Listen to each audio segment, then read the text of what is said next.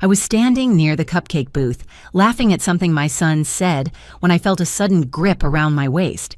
I looked down and saw a little girl, no more than 7, clinging to me as if her life depended on it. Her hair was messy, her blue dress faded and wrinkled. She tilted her face up and whispered with urgency, "Mommy, they found us." My heart jolted. I don't have a daughter. Before I could form a single word, a tall man with an intense expression pushed through the crowd. His eyes locked on me like I was prey. He jabbed his finger in my direction and shouted, "That's her!" The noise around us dimmed as parents turned their heads. I caught snippets of their whispers, fragments of suspicion and judgment. In the corner of my vision, someone rushed to the schoolyard gate and slammed it shut with a clang. The air felt heavier, as though the cheerful music from the carousel had been swallowed by a storm. My instincts screamed that something was wrong, but before I could move, I felt the girl's small hand slip something into my coat pocket. It crinkled under my palm, and in that moment I knew my day at the school fair was about to spiral into something I could never have imagined. The day had started with nothing more than a sense of relief that the week was finally over. The sun was warm but not harsh, the kind of late September light that makes everything look sharper, more alive. I had taken the afternoon off from my part-time job at the art center so I could help Ethan set up for the school fair. He had been talking about it for weeks, bragging about how his class's cupcake decorating booth would beat everyone else's hands down. We walked together from the parking lot toward the schoolyard, his small hand swinging in mine. Ethan, at 9, was the kind of boy who never met a stranger. His sandy hair stuck out in a few stubborn tufts, and his eyes had that constant spark that reminded me of how curious and fearless children could be before the world gave them reasons not to be. The fairgrounds were alive with motion and color. Long strings of paper lanterns swayed gently overhead. The smell of buttery popcorn mixed with sweet cotton candy drifted through the air. Kids darted between booths, their faces painted with rainbows and tigers. The carousel music was bright, each note tumbling into the next, underscoring the chatter and laughter all around. I carried a box of cupcakes I had baked that morning, each one carefully topped with swirls of frosting and a sprinkle of colored sugar. Ethan had insisted we enter them in the contest together, though I had a feeling he planned to spend more time sampling the competition than guarding our table. We found our spot, a folding table draped in a checkered cloth, and began arranging the cupcakes in neat rows. "Mom, you're going to lose to me again this year," Ethan said with a confident grin, pulling out his own batch, ones he had decorated with far more enthusiasm than skill. The frosting on most of them leaned heavily to one side, but his pride was unshakable. "Not a chance," I replied, laughing as I straightened a toppled cupcake.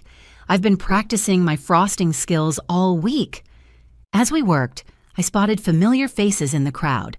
Principal Harris was making his way between booths, clipboard in hand, greeting parents and students with a warm smile.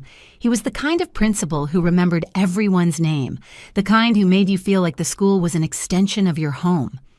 Near the lemonade stand, I saw Nancy Price, my neighbor from 2 streets over. She was waving at me while trying to keep her 6-year-old twins from toppling a stack of plastic cups.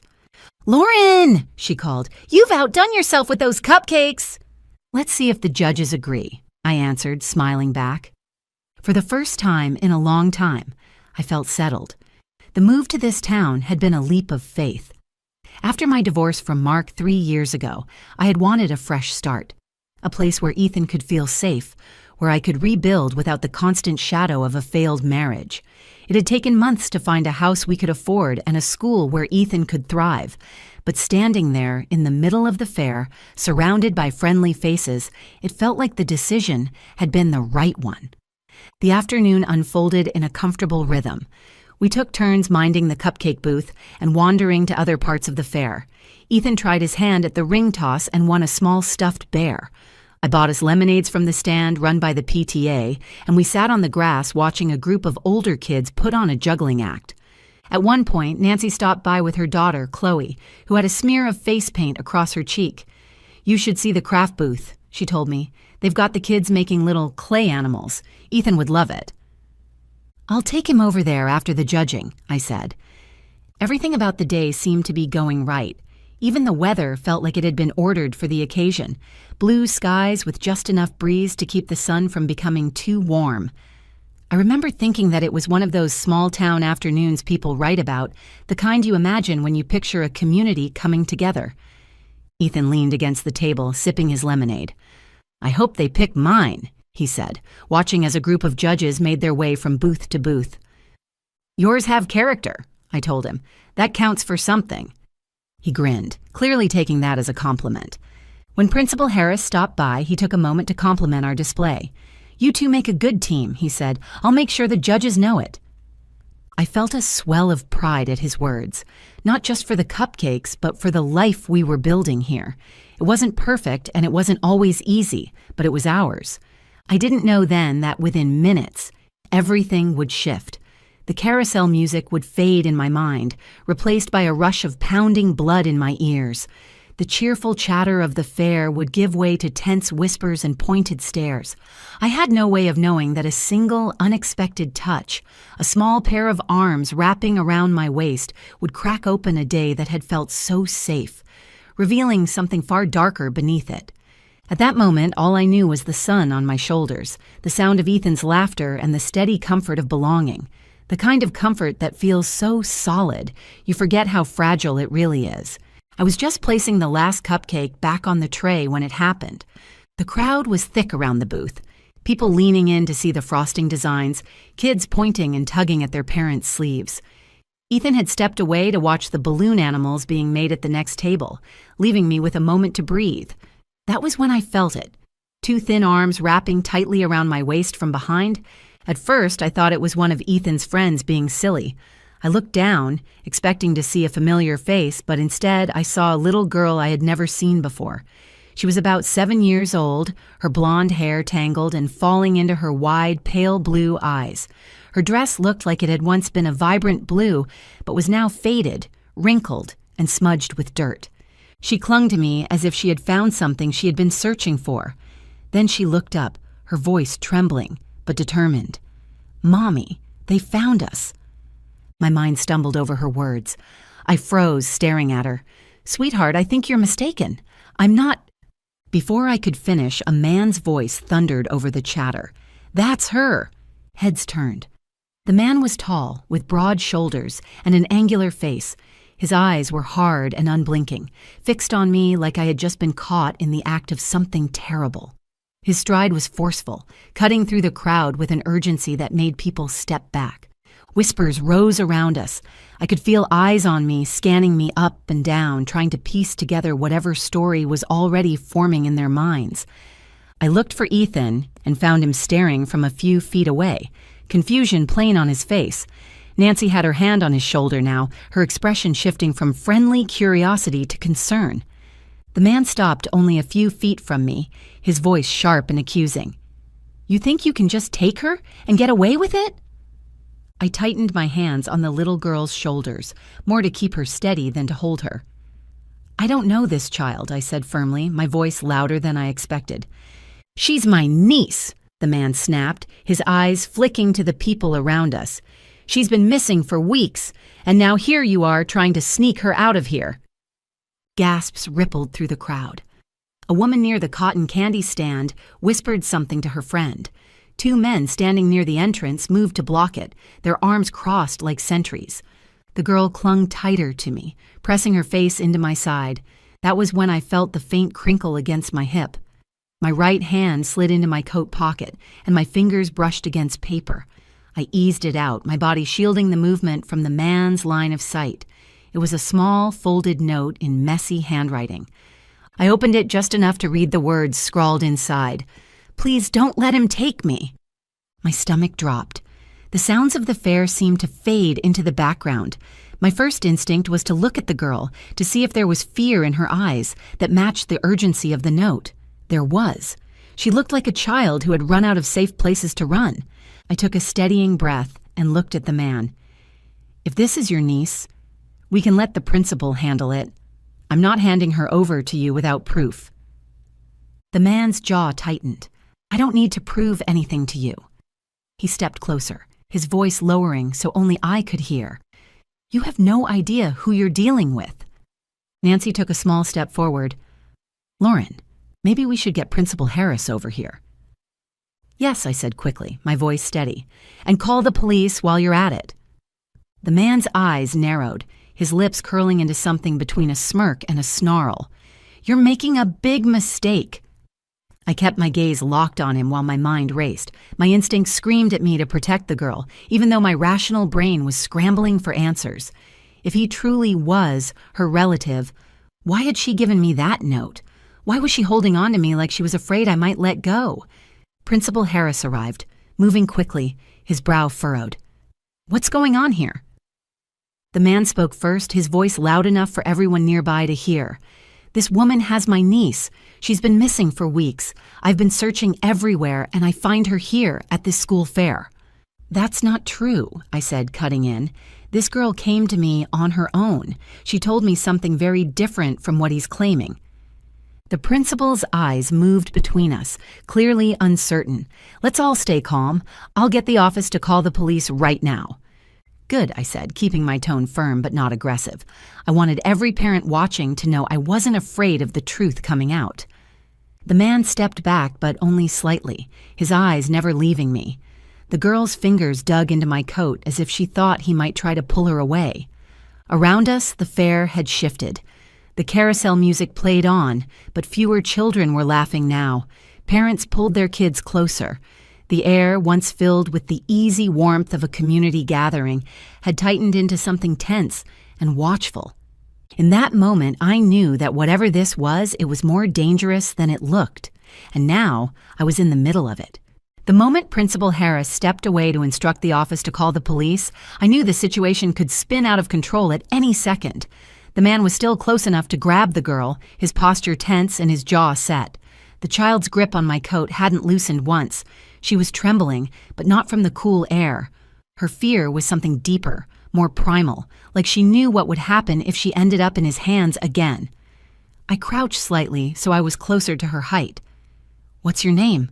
I asked gently. Lily, she whispered, barely loud enough for me to hear. Lily, you're safe right now. Stay close to me. Her small nod was almost imperceptible, but it was enough to make my resolve harden. The man stepped forward again. You're scaring her. Hand her over and we can end this right here. I'm not handing her over to anyone until the police get here, I said, keeping my voice calm but firm. If you're telling the truth, you'll have nothing to worry about. His eyes darkened. You think I'm going to stand here while you make me look like a criminal? You're doing that all on your own, I replied, my tone steady even though my pulse was racing. The crowd around us had thickened. Some people looked uneasy, glancing between me and the man like they were unsure who to believe. Nancy was still with Ethan, holding his shoulder, her eyes fixed on the scene like she was ready to intervene if needed. Principal Harris returned, speaking quickly. The police are on their way. They said to keep everyone in sight until they arrive. The man let out a sharp laugh. So now we're detaining people at a school fair? It's to make sure the child is safe, Harris said evenly. Let's all just take a step back. But the man didn't move back. His hand twitched at his side, and I instinctively shifted so my body was between him and Lily. My mind was racing through every possible outcome.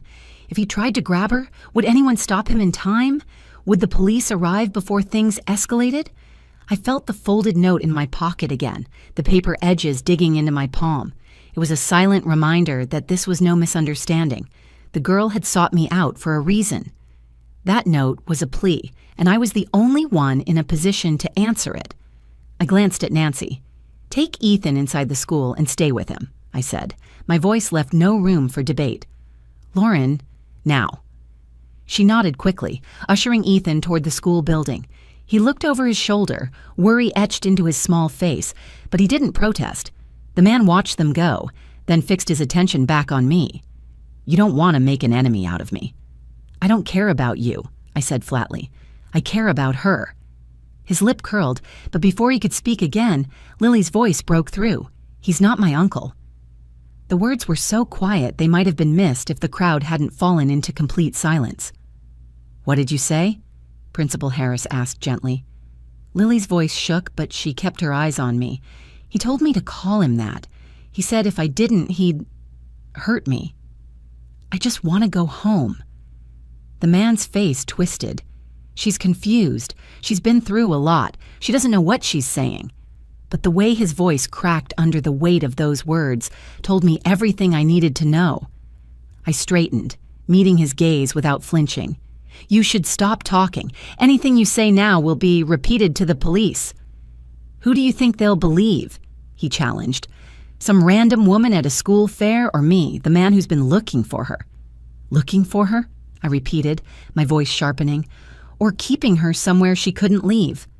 A murmur went through the crowd. The shift was palpable. People who had been unsure a few minutes ago were now leaning away from him, their eyes hard. I took a slow breath, forcing myself to stay composed. We'll let the police decide. Until then, she stays with me. Principal Harris moved closer to me, making it clear I wasn't alone in that decision. Sir, I'm going to ask you to wait over there. He gestured toward the edge of the fair. The man didn't move right away, his jaw working like he was chewing on words he didn't dare say aloud. Finally, with a short, sharp breath, he stepped back, but his eyes never left Lily. I could still feel her trembling against me. I bent down just enough to whisper, "You're doing great. Just a little longer and the police will be here." She clung tighter, her small hands gripping the fabric of my coat like it was the only thing keeping her upright. The minutes between that moment and the sound of approaching sirens felt like hours. My heart didn't slow once, and I knew there was no turning back from the choice I'd made. I had stepped between a terrified child and a man who clearly wasn't what he claimed to be. Whatever happened next, I would see this through until she was safe. The first wail of sirens reached us before the police cars came into view. The sound cut through the tension like a blade. Every head turned toward the school entrance, and the man's posture shifted from aggressive to guarded. His jaw flexed, and his eyes darted between me, Lily, and the crowd. 2 patrol cars rolled up, lights flashing in steady rhythm. The officers stepped out with a controlled urgency, their presence commanding immediate attention. One of them, a tall man with a calm but focused expression, approached. His badge read Officer Daniels, and his partner, Officer Morales, followed close behind. "Is someone going to tell me what's going on?" Daniels asked, his tone level but firm. The man wasted no time. "That's my niece. She's been missing for weeks. I found her here, and this woman is trying to keep her from me." "That's not true," I said, making sure my voice carried. "This child came to me on her own. She told me something very different. She's afraid of him." Daniel's gaze shifted to Lily, who still clung to me, her head pressed against my side. He crouched down so he was at her level. "Sweetheart, can you tell me your name?" She hesitated, her small voice wavering. "Lily." "And do you know this man?" Daniels asked. Her grip on my coat tightened. "He told me to call him my uncle, but he's not." The murmur in the crowd swelled. Daniels glanced at Morales, who moved to stand between the man and us. "Lily, can you tell me what happened?" Daniels asked gently. She swallowed hard. "I got lost near the park. He told me he'd help me find my mom, but he took me to his house instead. I wasn't allowed to leave. I heard him talking on the phone about money. I ran away when I saw the fair." Daniel's expression hardened. He stood, turning to Morales. "Get him in cuffs." The man's eyes went wide. "This is a mistake. She's lying." Morales stepped forward, gripping his arm. "You can explain it downtown." The man tried to pull back, his voice rising. "You have no proof. She's a kid. She doesn't know what she's saying." Daniels reached into his pocket and pulled out a small notebook. "We have her statement, and we're going to confirm it. You can do the explaining after you're booked." As Morales secured the cuffs, the man's tone shifted from defiance to desperation. "You don't understand. I was helping her." Lily's voice cut through him. "You locked me in." That single sentence stopped him cold. The crowd, now silent, watched as Morales led him toward the patrol car. He didn't resist further, but his glare never left me. Once he was in the car, Daniels turned back to Lily. "Do you know where your mom is?" She nodded. "In the next town. She's been looking for me." Daniels spoke into his radio, giving a brief description of the situation and requesting contact with the authorities in Lily's hometown. Then he looked at me. "You did the right thing, ma'am. If you hadn't kept her with you, this could have ended very differently." The words sank in, but I was still holding on to a thread of adrenaline that kept my hands from shaking. I looked down at Lily. "You're safe now."